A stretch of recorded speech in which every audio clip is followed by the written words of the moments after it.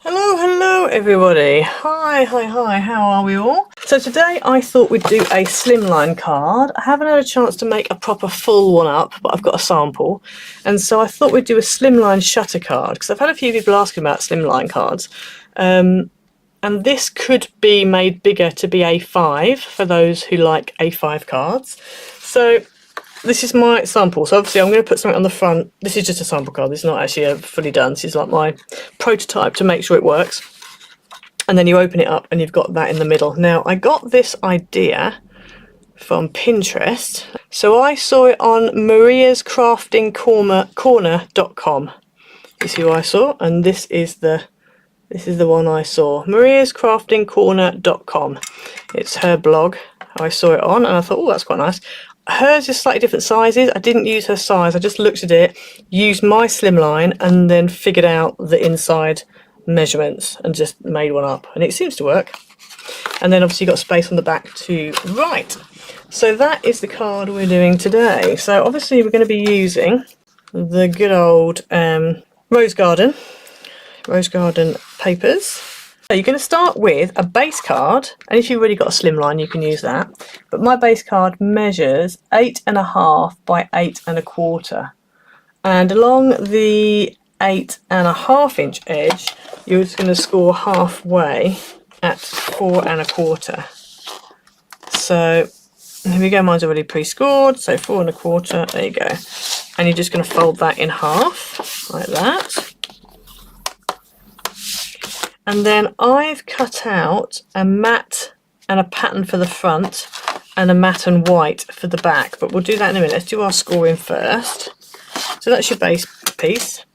Then you need a, so you get to see all my rig up the top. I might do it on the other side actually, it might be a bit easier to see. So this is a piece of matte card that is 8 by 8. Now on this, you want to score.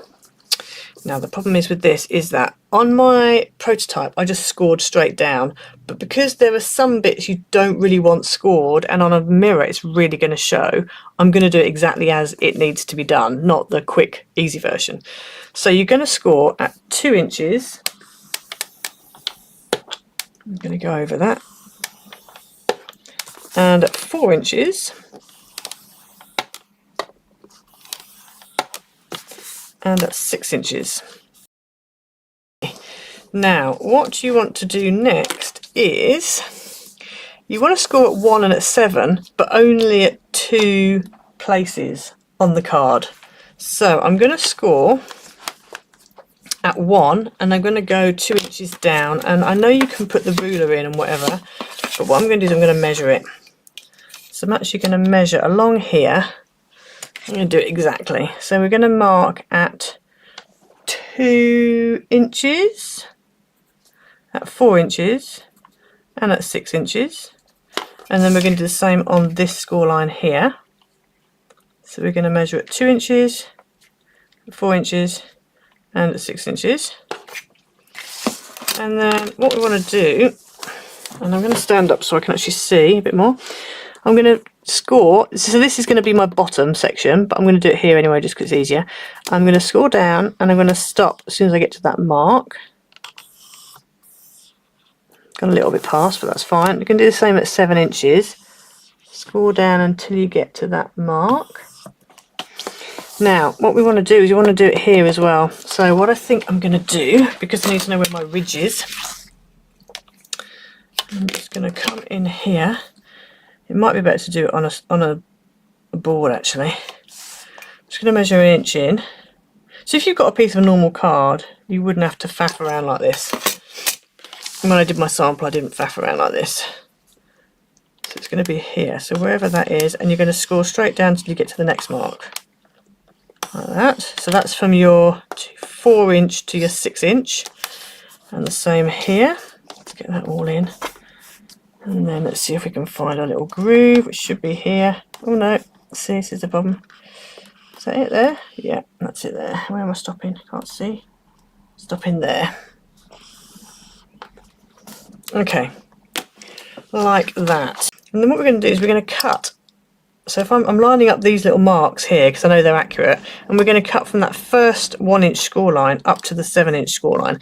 Now I should probably do this on the other side, I think. The only problem is I haven't got my marks on this side, but let me do it because I just think my cut line is going to be a bit neater if I do it on this side. So let's just turn this over and let's just mark it on here. So here is 2, here is 4, here is 6, and then let's do the same here. Okay, so you're going to cut all the way from your 1 to your 7, and then you're going to cut all the way again on the next mark. I have to say trimmers are really helpful for this kind of thing. So for shutter cards I find trimmers very helpful, as long as your blade's nice and sharp. But I thought I'd do it without a trimmer for those of you who don't have one. Okay, so you should end up with that, hopefully. And then what we want to do is I'm going to put my big squares. So you should have 4 equal squares at the top. That's going to be at the top, and the bottom is where you have like a little half and then equal and then halves. So what we're going to do to start with is we're just going to go ahead and fold the whole thing in half. Now you might do well to do these score lines before you then do your cuts, and I did mean to do that but I forgot. And then we're going to do the same with this one. So basically your 2, your 4 and your 6 score line, if you go ahead and fold it before you do anything else, it just makes life a little bit easier when you come to this part. Okay, so then we folded them. Now they're going to need to fold both ways because some are going to fold one way, some are going to fold another. So if you just give them a bit of a fold both ways, then that should hopefully help. Okay. So you've got your 4 squares at the top. Make sure you got your 4 squares at the top. You can do it the other way around if you want, but I think the way I've seen it, it looks better this way around, I think. So you want a valley, then a mountain, then a valley. So valley, mountain, valley.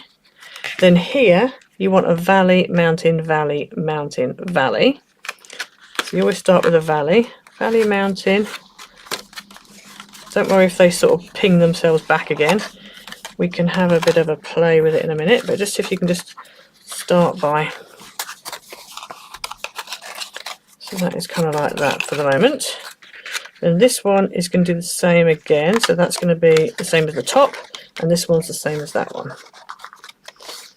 So you end up with that, and what I would do is just kind of fold it all down like this. You have to battle with it a little bit, but you do with all shutter cards, I think. Just make sure you shimmy them forwards like this. Shimmy, shimmy, shimmy. Get it all down like that, so it's one big kind of concertina, and then just go over all of your score lines all over again. Get them all nice and crisp.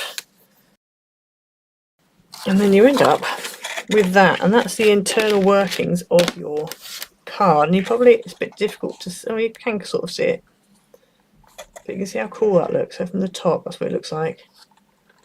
With the mirror, it just looks even more cool. Wowzers. Right, okay, so now we need to decorate. So in total, you are going to need 12 pattern squares that are 1 3/4 by 1 3/4, and then you're going to need 8 of these little half squares, little rectangles that are 3/4 by 1 3/4.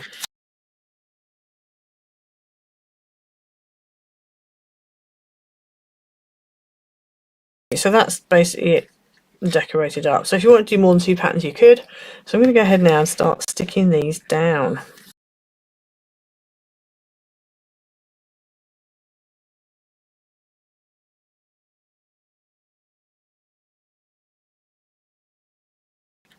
Next up, we need to put, let's do our front and our back first before we go ahead and stick that in.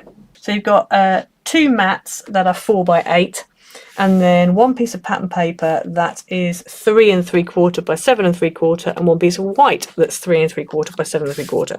So I'm going to go ahead and stick this onto here.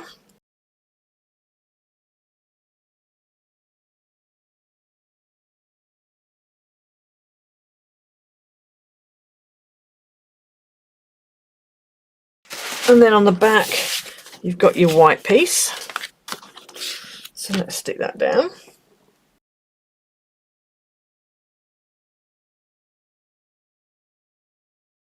Right, so grab your thingy bob, make sure your big square's at the top, turn it over, and we're going to put tape or glue you would put on here.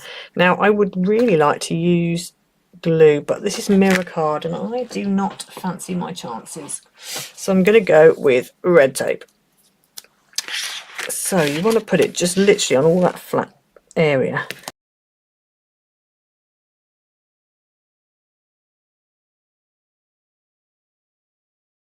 So the best way to stick this in is to stick it flat and to make sure that this centre line lines up with your centre line that's inside here. So because I am not gluing this, this is going to be an interesting experience. I can tab these so much, but there are certain bits I can't tab, so I'm going to have to, what I'm going to do is I'm just going to take off these short pieces and then we'll tab these long pieces. By tabbing I mean like, you know, doing this, taking the top bit and folding it over.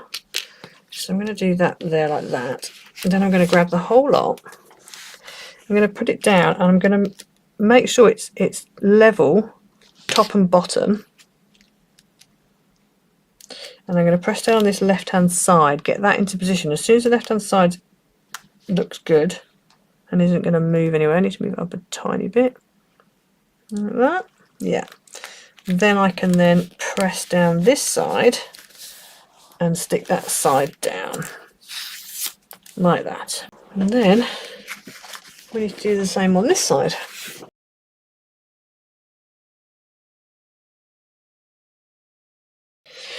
Right, now on my sample what I did was I actually stuck this flat, but I'm now wondering whether I'd be better off sticking it like this, because this is the way it's going to be in the card. So I'm going to go for this way and hope for the best. As I said, when I did my sample I didn't do it this way, but I'm going to do it this way this time round. And then, oh yeah, that looks all right. There you go. So as I said, if you wanted to, you could put pattern piece at the back here, but I don't mind it because there's quite a lot going on, so I don't mind that it's just white at the back there. I feel like it's fine. And then it's just a case of decorating. Now one thing I was supposed to do, which I haven't, again I've forgotten, was I've got a little with love from the back of one of my pads, and I was going to just stick it in there, but I was going to put it instead of the pattern paper, but actually it's fine like that. That's fine. So it's going to have a with love, and then on the front I was then going to put a Happy Mother's Day, and then have some flowers and stuff coming down. It's quite plain on the front, but then the main thing's in here, so you know. So I'm going to go ahead and stick this down, and I can glue this one this time. Hurrah!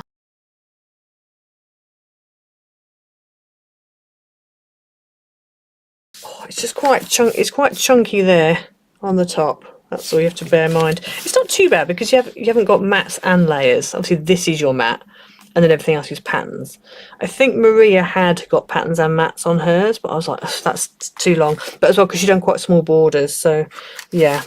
And then on the front, let's stick this one on, and then we just need to put some flowers going down or something going down. Okay, so let's stick this down.